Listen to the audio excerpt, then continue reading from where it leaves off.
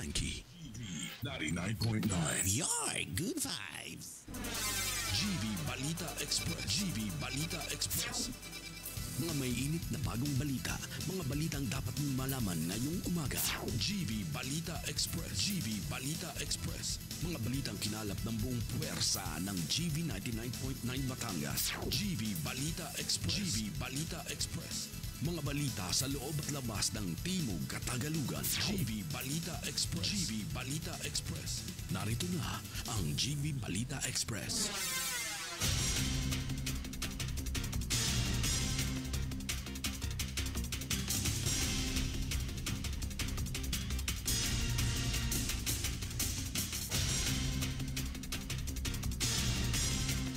Magandang umaga mga ka-vibes. Kayo ay nakatutok sa GV Balita Express sa programang Good Vibes Morning. Kasama niyo po ang inyong lingkod, DJ Frankie, at kasama rin natin sa kabilang linya si DJ Joey Boy at DJ Noel upang maghatid ng pinakabagong balita, keeping you GV informed, GV aware, and GV updated. Muli ito po ang GB Balita Express. oras natin ngayon, 6 na minuto makalipas ang oras ng alas 7 ng umaga, hatid sa atin ng Alaksan FR. Pag totoo ang relief, totoo ang relax, Alaksan FR. At para sa ating ulo ng balita, mag-asawang Diskaya handang isiwalat lahat sa investigasyon ng flood control projects. Mga luxury cars ng pamilya, Diskaya, dinala na sa BOC. At investigasyon sa Ako Bicol Party List, iginiit. Solon, giit na hindi ligtas sa batikos.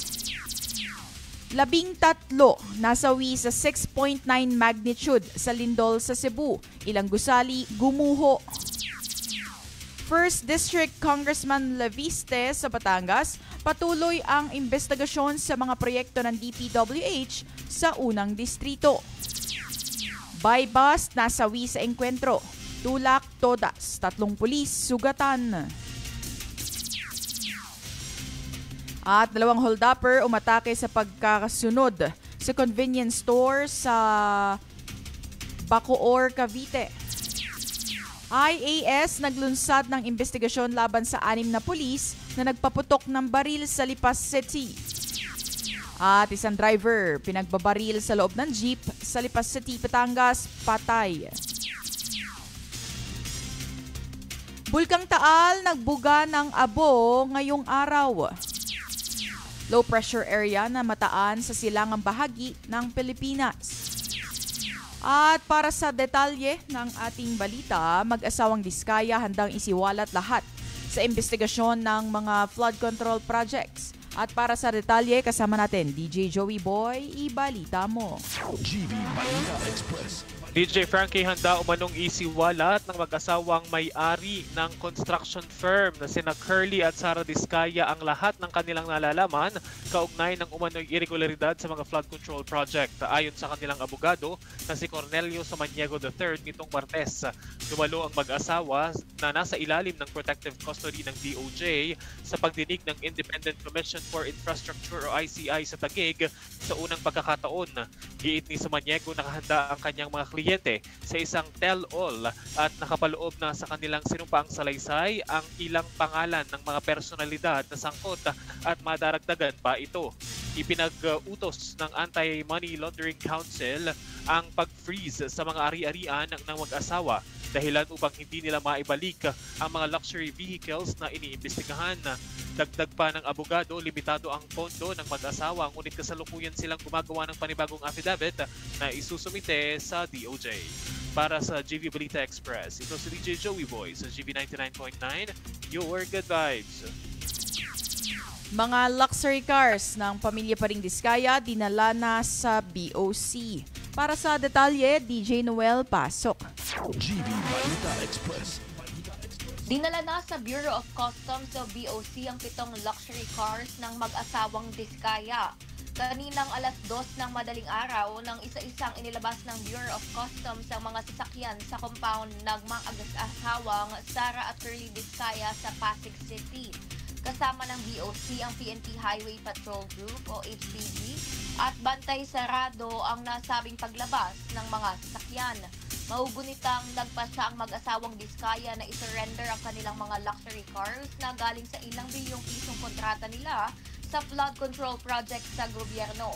Tiniyak din ng mag-asawa na makikipagtulungan sila sa investigasyon na isinasagawa ng mga otoridad at handa silang sambitin ng mga sangkot sa korupsyon. Para sa GV Balita Express, ito si DJ Noel sa GV 99.9, your good vibes. At sa kabilang balita,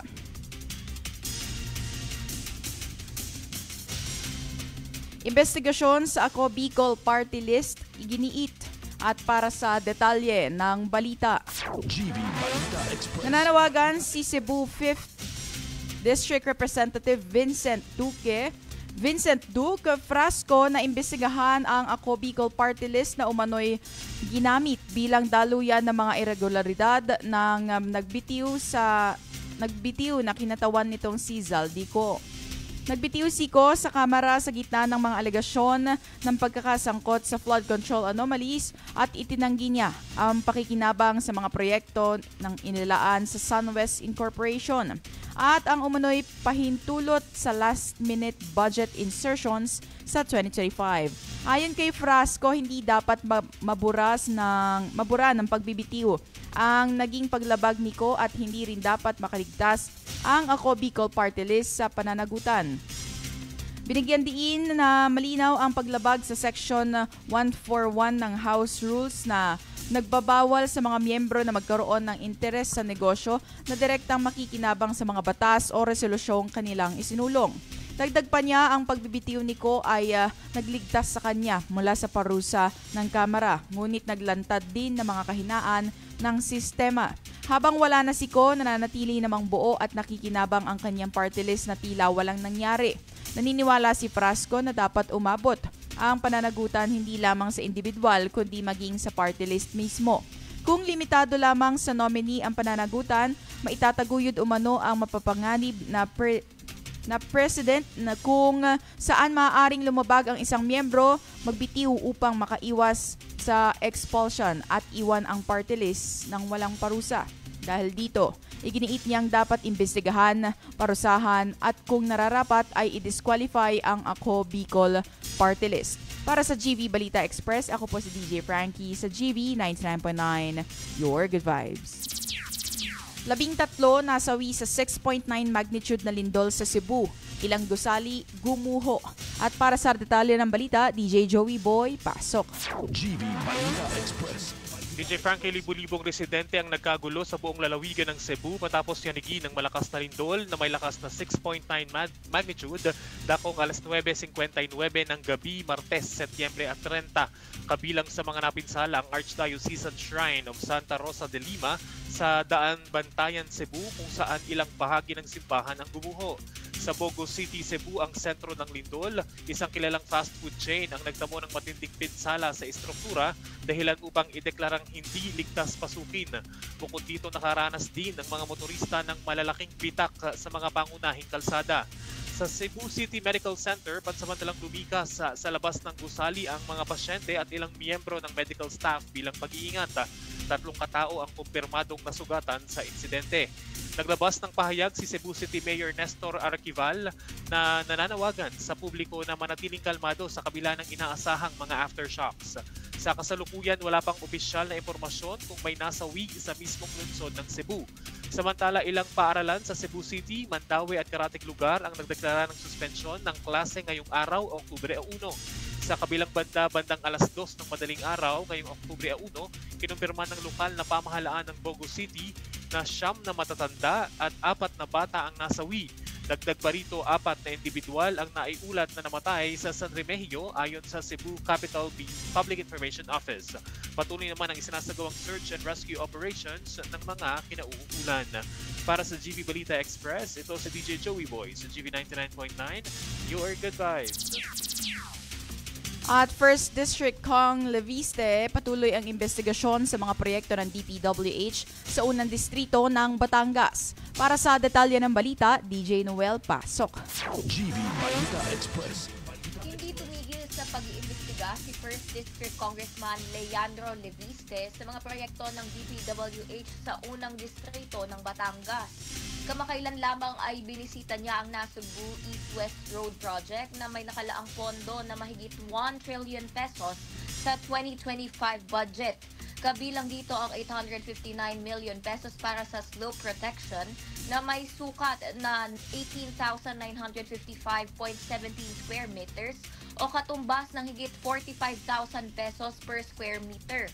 Ayon sa ulat, may isang concerned citizen na lumapit kay Congressman Leviste at ibinahagi na ang proyektong ito ay naipasok sa 2025 budget dahil may mga malalaking tao na umano'y mayroong ibinigay, kaya naging sobrang taas ng presyo ng proyekto. Kung susumahin ang halaga ng iisang proyektong ito, mas malaki pa sa pinagsama-samang halaga ng lahat ng mga proyekto ng lokal na pamahalaan ng 8 bayan sa naturang distrito para sa taong kasalukuyan. Nabatid na wala rin itong permits at koordinasyon sa lokal na pamahalaan. Bukod sa substandard na kalidad ng mga proyekto, binibigyang pansin din ni Congressman Leviste ang mataas na presyo ng mga proyekto ng ahensya. Para sa GV Balita Express, ito si DJ Noel sa GV 99.9, Your Good Vibes. Bypass na uwi sa engkwentro, tulak todas, 3 pulis sugatan. At para sa detalye ng balita, GV Balita Express. patay ang isang hinihinalang tulak ng droga habang 3 pulis ang sugatan matapos mauwi sa engkwentro ang ikinasang bypass operation ng Batangas City Police kahapon ng umaga. Kinilala ang napatay na si Ronald de Guzman, residente ng Barangay Bolbok, at nasawi siya sa mainit na habulan at putukan dakong alas 11:30 ng umaga, Setyembre 30 sa parehong barangay. Sugatan naman sila Police Major Edgar Fabregas, Police Staff Sergeant Arvin Ilagan at Police Staff Sergeant Carl Ernest Fabonan na agad dinala sa St. Camillus de Lilis Hospital para sa gamutan. Batay sa ulat, ang operasyon na pinangungunahan ni Police Major Fabregas ay nakatuon na sa kilalang negosyante ng ilegal na baril na tinaguriang Bonsai at ang grupo nito. Nagkaroon ng putukan ng matukoy na mga suspect na pulis ang kanilang katransaksyon. Agad nagsagawa ng dragnet at hot pursuit ang kanilang kalapit na istasyon hanggang sa matukoy at makorner si De Guzman. Habang nilalapitan ng mga operatiba ang kanyang pinagtataguan, bigla umanong nagpaputok ang suspect dahilan para gumanti ang mga pulis. Tinamaan si De Guzman at dinala sa Batangas Medical Center, ngunit idineklara siyang dead on arrival.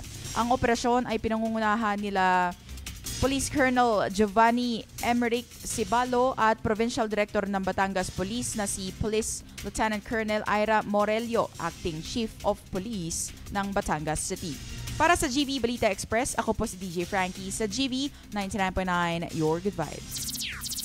At 2 hold-upper umatake sa magkasunod na convenience store sa Bacoor. DJ Joey Boy, idetalye mo ang balita. GV Balita Express. 2 armadong lalaki ang magkasunod na ng hold-up ng 2 branches ng isang convenience store sa Bacoor, Cavite kamakalawa ng madaling araw.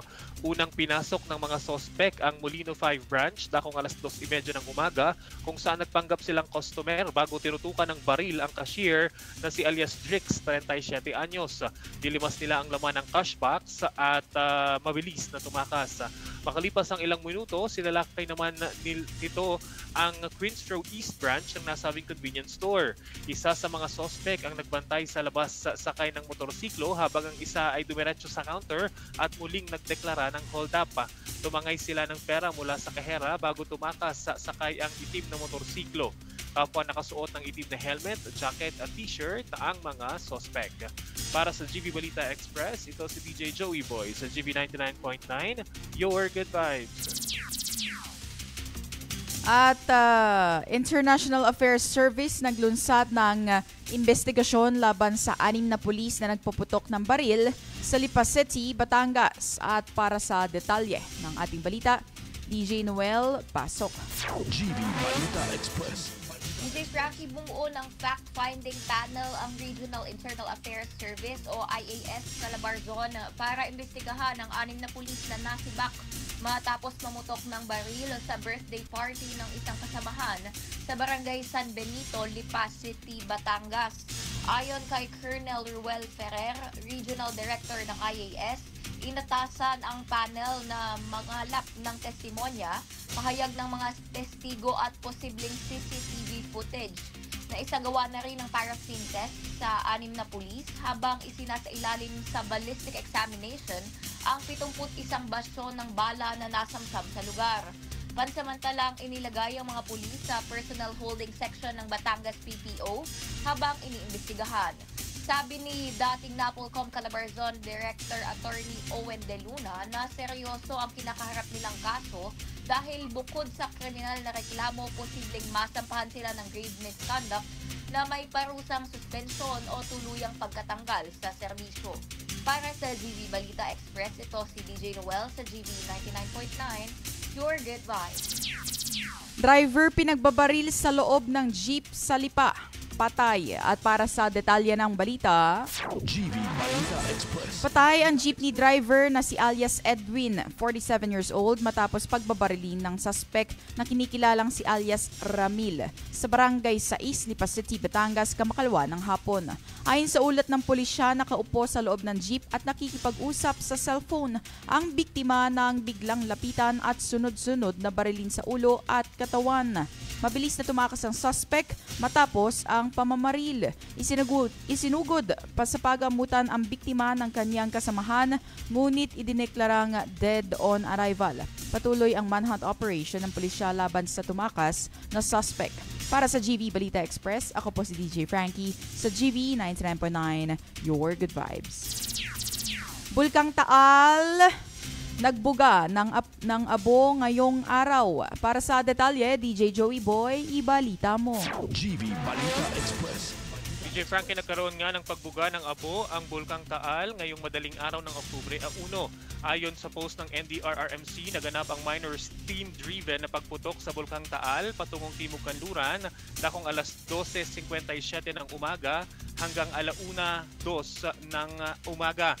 Makalipas ang ilang sandali, ayon naman sa Philippine Institute of Volcanology and Seismology of PHIVOLCS, natapos ang erupsyon ng bulkan dakong alas 2:15 ng umaga. Nananatili namang nakataas sa Alert Level 1 ang Bulkang Taal at patuloy na nakaantabay ang PHIVOLCS sa aktibidad ng bulkan at nakikipag-ugnayan na rin sila sa mga iba't ibang ahensya. Para sa GV Balita Express, ito si DJ Joey Boy sa GV 99.9, Your Good Vibes. At para sa ating balita, sa ating panahon, low pressure area namataan sa silangang bahagi ng Pilipinas. At para sa detalye, DJ Noel, ibalita mo. GV Balita Express. Binabantayan ngayon ng mga eksperto ang isang low pressure area sa labas ng Philippine Area of Responsibility. Huli itong namataan sa layong 1,300 kilometers sa silangan ng Southern Luzon. Sa ngayon ay may medium chance ito na maging bagyo sa loob na susunod na 24 oras. Kung magiging bagyo, tatawagin itong Tropical Depression Paulo na ika-15 na sama ng panahon para sa taong 2025. Inalerto ang Bicol at Eastern Visayas na maging handa sa paglapit ng naturang weather disturbance formation. Para sa GV Balita Express, ito si DJ Noel sa GV 99.9, Your Good Vibes. At yan ang kabuuan ng balita natin ngayong umaga, October 1, 2025, 7:23 a.m. on clock Philippine Standard Time, at ating kabuuan ng balita ay hatid sa atin ng Salon Pass with direct ingredient penetration for shoulder, neck, and back pain. At manatiling nakatutok sa GV 99.9 para kayo ay GV informed, GV aware, at GV updated. At ako po si DJ Frankie at kasama natin ngayong umaga sa kabilang linya si DJ Joey Boy at DJ Noel dito lamang sa GV 99.9, Your Good Vibes. GV Balita Express. GV Balita Express. Mga may init na bagong balita. Mga balitang dapat mong malaman ngayong umaga. GV Balita Express. GV Balita Express. Mga balitang kinalap ng buong puwersa ng GV 99.9 Batangas. GV Balita Express. GV Balita Express. Mga balita sa loob at labas ng Timog Katagalugan. GV Balita Express. GV Balita Express. GV Balita Express. GV 99.9 gives you your news. Keeps you informed and updated. Plays your